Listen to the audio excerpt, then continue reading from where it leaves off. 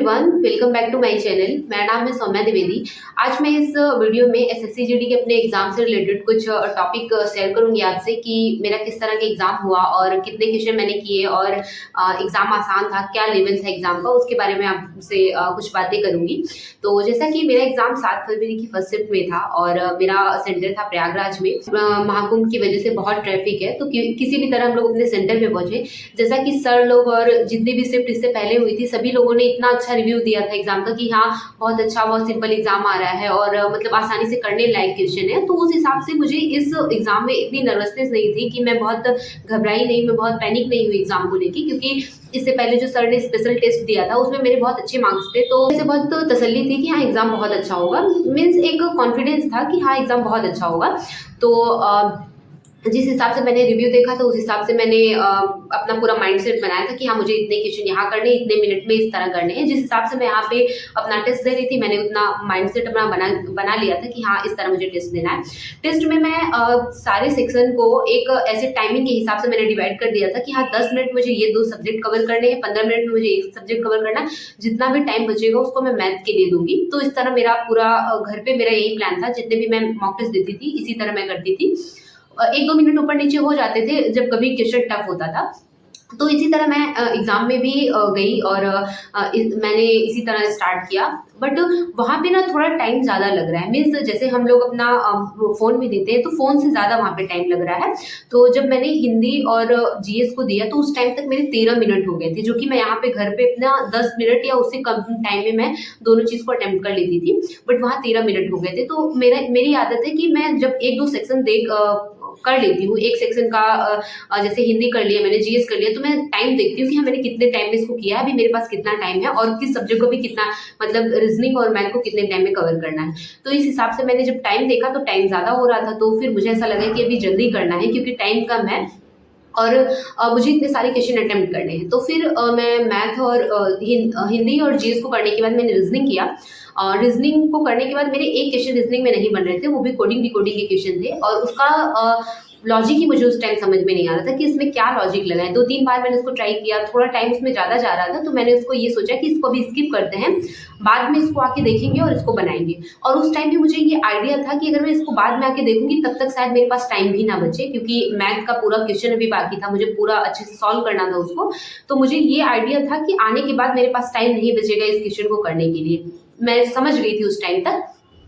उसके बाद मैंने मैथ किया। मैथ में मुझे टाइम लग गया, मुझे 3-4 क्वेश्चन नहीं आ रहे थे मैथ के, मीन्स आ रहे थे बट मेरे पास टाइम नहीं था कि अगर मैं उसको 1-2 बार सॉल्व करती अच्छे से, जैसे कैलकुलेशन में थोड़ा टाइम लग गया था मुझे, अगर मुझे उसको भी सॉल्व करने का टाइम मिलता तो मैं इसको कर लेती, बट टाइम नहीं मिला, इसकी वजह से मैं उसको छोड़ दिया मैंने।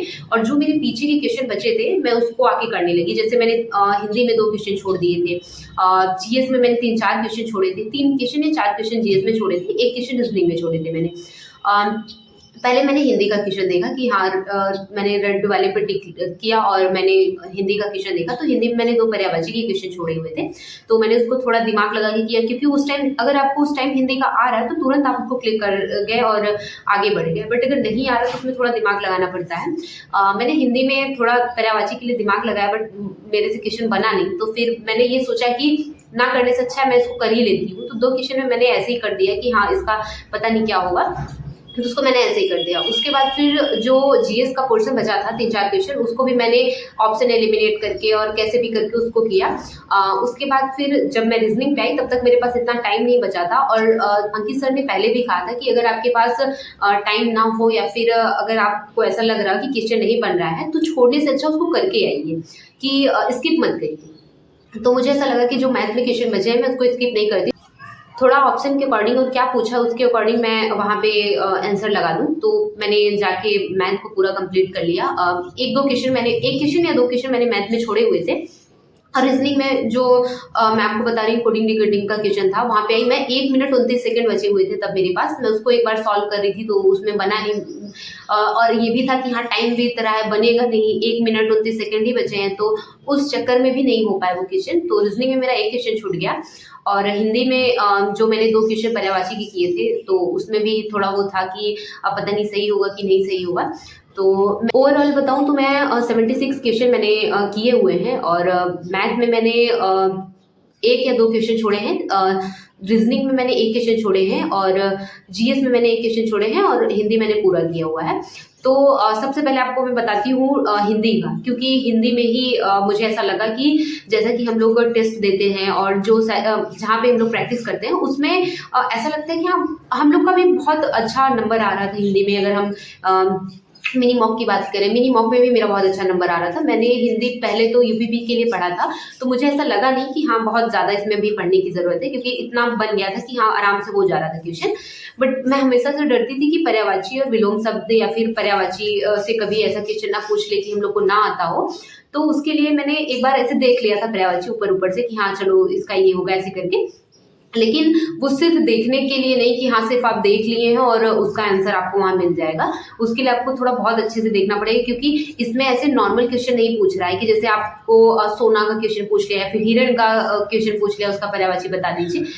ऐसे बीच बीच में से क्वेश्चन उठा के पूछ रहे हैं, जैसे जो कॉमन वर्ड है उसके क्वेश्चन उठा के पूछ रहे हैं, तो 1-2 क्वेश्चन में आपको प्रॉब्लम होगी। और जैसा कि मैंने हिंदी में मेरा 20 में 20 जा रहा था हमेशा, तो मुझे ये इतना था कि मुझे 20 में से 20 हिंदी करना है, 20 में से 20 रीजनिंग करना है, क्योंकि यही 2 सब्जेक्ट ऐसे थे कि जिसको आप बहुत अच्छा कर सकते हैं, जहाँ पे आप अच्छा कर सकते हैं। और तो मैं यही सोच रही थी कि मेरा भी ऐसे ही होगा, बट वहाँ पे ऐसे हो गया कि मुझे 2 क्वेश्चन पर्यायवाची के मिल गए और वो मुझे आ ही नहीं रहे थे।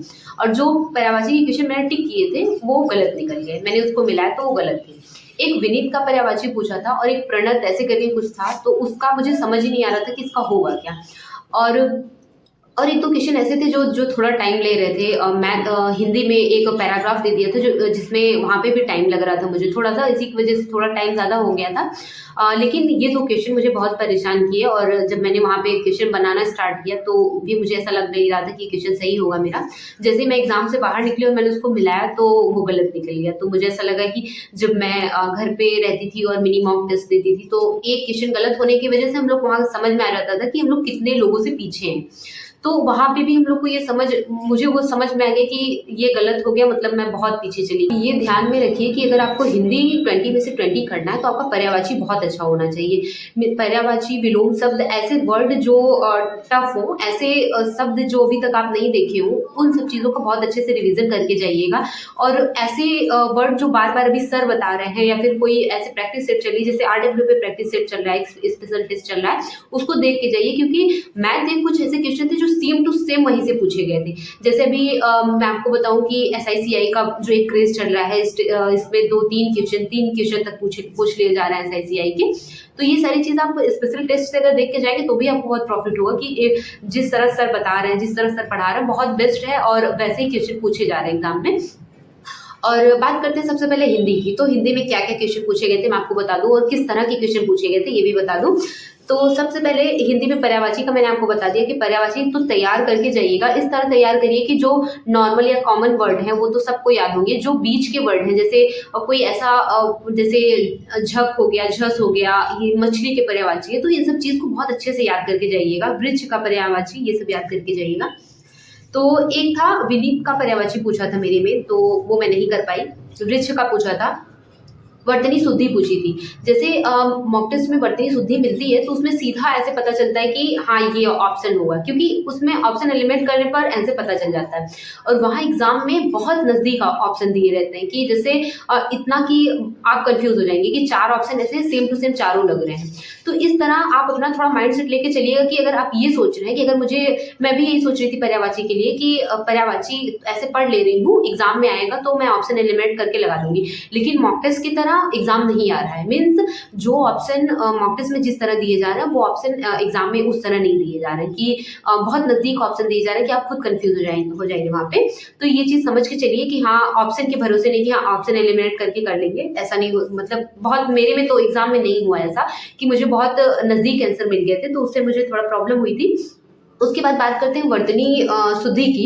इसमें गरिष्ठ का पूछा गया था, तो उसमें गरिष्ठ भी दिया कैसे था। गरिष्ठ र में छोटी की मात्रा थी और एक में बड़ी की मात्रा थी और एक में ट था, एक में ठ था, एक में ट था, एक में ऐसे करके था। तो ये भी थोड़ा समझ के चलिए। वर्तनी शुद्धि, वर्तनी पे थोड़ा ध्यान दीजिए कि किस तरह लिखा जाएगा, इस पे थोड़ा प्रैक्टिस कर लीजिए। विलोम शब्द पूछा था तो नॉर्मल था, एक सेंटेंस दे दिया था, उसमें कोष्ठक में आयात करके लिखा था, उसका निर्यात था, ऐसे विलोम पूछा था। एक और चीज पूछी थी, कबीर दास किस शाखा के कवि थे, ऐसा करके उसमें ऑप्शन था सगुण, निर्गुण और भक्त, ऐसे करके था। तो जिस किस शाखा के कवि थे वहां पे डैश दिया था, उसमें वो फिल करना था। तो ये भी पूछा गया था। और वो जो बड़ा सा पैराग्राफ वाला क्वेश्चन था उसको थोड़ा समझ के एक दो बार उसकी प्रैक्टिस कर लीजिए, 3-4 सेट ले लीजिए और उसको 2-3 बार बहुत स्पीड पे प्रैक्टिस करिए कि हाँ जल्दी इतना टाइम ना कंज्यूम करे, उससे पहले मैं इसको कर लूँ, इस तरह आप उसकी प्रैक्टिस कर लीजिए। रीजनिंग में बहुत नॉर्मल क्वेश्चन पूछे गए थे। रीजनिंग में जैसे टेस्ट मॉक टेस्ट में दिया जाता है, आरडब्ल्यू के मॉक टेस्ट में जो हम लोग को पुराना नहीं, जो अभी हाल ही में स्पेशल मॉक टेस्ट दिया गया था, उसमें जिस तरह के क्वेश्चन पूछे जाए सेम उसी तरह के क्वेश्चन रीजनिंग में पूछे जा रहे हैं कि आपको बहुत वहाँ पे मेहनत करने की जरूरत नहीं पड़ेगी कि हाँ इसका क्या होगा, लॉजिक निकालने की जरूरत नहीं पड़ेगी। जो भी सीरीज दिया जा रहा है, जो भी फिगर दिए जा रहे हैं, वो सब बहुत सिंपल है, आराम से आप कर लेंगे। उसको 20 में से 20 करना तो बहुत इंपॉर्टेंट है। जैसा कि मेरा एक कोडिंग डिकोडिंग का क्वेश्चन छूट गया, वो भी छूटना नहीं चाहिए। कोशिश करिएगा कि रीजनिंग में क्वेश्चन ना छूटे, क्योंकि रीजनिंग में बहुत सिंपल क्वेश्चन पूछे जा रहे हैं। तो रीजनिंग का तो एकदम चिल मूड में रहिए कि हाँ रीजनिंग के अच्छे क्वेश्चन पूछे जाएंगे, हम लोग कर लेंगे। अगर आप आरडब्ल्यू के मॉक टेस्ट जो पहले मॉक टेस्ट आता था उसमें अगर आप 20 में से 20 स्कोर कर रहे थे तो बहुत आपके लिए सिंपल है। और अगर मान लीजिए एक दो क्वेश्चन गलत भी हो रहे फिर भी आपके लिए बहुत सिंपल है, क्योंकि ये जो स्पेशल टेस्ट है इसी की तरह आपको रीजनिंग मिलेगा। उसके बाद जीएस की बात करते हैं तो जीएस में एक ही पैटर्न पे क्वेश्चन पूछे जा रहे हैं। अभी तक जितने भी शिफ्ट हुए एक ही पैटर्न के क्वेश्चन पूछे जा रहे हैं। फर्स्ट टाइम में जब पहली शिफ्ट हुई थी, दूसरी शिफ्ट हुई, तीसरी शिफ्ट हुई, सेम सारे लोग जितने भी रिव्यू दे रहे थे यही कह रहे थे, जनगणना से क्वेश्चन पूछे जा रहे हैं, पंचवर्षीय योजना से क्वेश्चन, नृत्य से और त्योहार से क्वेश्चन पूछे जा रहे हैं, करंट अफेयर से क्वेश्चन पूछे जा रहे हैं। और मेरे में तो एक भी ज्योग्राफी का क्वेश्चन नहीं पूछे, क्वेश्चन थी कि आप बहुत आराम से उसको पढ़ ले जाएंगे। तो मेरे हिसाब से तो मुझे जीएस भी उतनी टफ नहीं लगी। 2-3 क्वेश्चन ऐसे थे, जैसे एक रिएक्शन पूछ लिया था, तो जिस हिसाब से क्वेश्चन थे मुझे ऐसा लगता है आराम से कर लेने लायक क्वेश्चन थे, इतना प्रॉब्लम नहीं करते अगर आप करंट अफेयर्स और ये सारी चीज़ें बहुत अच्छे से ध्यान दिए हैं। तो जीएस में ये था। रीजनिंग का मैंने आपको बता दिया, हिंदी का भी बता दिया। मैथ की बात करते हैं तो मैथ में जिस हिसाब से अभी तक सारे लोग बता रहे हैं कि किस हिसाब से मैथ पूछी जा रही है, 3-4 क्वेश्चन आपको कैलकुलेटर दे दिया जाएगा। SI CI simplification, profit and loss, average, mensuration का एक क्वेश्चन मेंसुरेशन का था। LCM SCF के 2 क्वेश्चन थे, परसेंटेज का क्वेश्चन था, टाइम डिस्टेंस का, टाइम एंड वर्क का और डिस्काउंट का क्वेश्चन था। तो ये सारे क्वेश्चन बहुत ऐसे नॉर्मल क्वेश्चन थे, आपको बहुत आराम से आप कर लेंगे इसको, बहुत ऐसे टफ क्वेश्चन नहीं थे। 2-3 क्वेश्चन ऐसे थे जिसमें आपको कैलकुलेशन की बहुत जरूरत है। टाइम मैनेजमेंट करके चलिएगा कि अभी तक अगर आपने टाइम नहीं मैनेज किया है या फिर आपका भी टाइम मैनेज नहीं हो रहा था टेस्ट में, तो ये समझ के चलिए अगर आप यहाँ टाइम नहीं मैनेज कर पा रहे तो वहाँ थोड़ा आपको प्रॉब्लम होगी। यहाँ टाइम मैनेज कर भी रहे थे ना, वहाँ एग्जाम में उनको भी टाइम कम लग रहा था। तो अगर आप टाइम मैनेज कर रहे हैं तो आपके लिए सारे क्वेश्चन बहुत सिंपल हैं। हो सकता है 3-4 क्वेश्चन 5 क्वेश्चन में आपको प्रॉब्लम हो, लेकिन बहुत सारे ऐसे मतलब सारे क्वेश्चन ऐसे हैं कि आप आराम से कर ले जाएंगे। अगर आपके पास मतलब आप अगर स्पीड और कैलकुलेशन आपकी बहुत अच्छी है तो आराम से कर ले जाएंगे। तो मेरा मैथ का ये था कि मुझे कैलकुलेशन में थोड़ा टाइम लग गया, मैंने टाइम ज़्यादा कंज्यूम कर लिया। एक एक क्वेश्चन मैंने, जैसे कि एक SI CI का क्वेश्चन था, उसमें पूछा था 2 साल का अंतर, 3 साल का अंतर पूछा था और मैंने एक बार 2 साल का अंतर सॉल्व किया। मैंने पूरा सॉल्व किया 2 साल का अंतर लेके, लेकिन फिर जब मैंने क्वेश्चन देखा तो उसमें 3 साल का अंतर था, तो फिर मुझे पूरा फिर से सॉल्व करना पड़ा। तो ये सारी चीज़ थोड़ा समझ के चलिएगा कि हाँ क्वेश्चन अच्छे से पढ़िए, आराम से पढ़िए, उसके बाद फिर क्वेश्चन सॉल्व करना स्टार्ट करिए।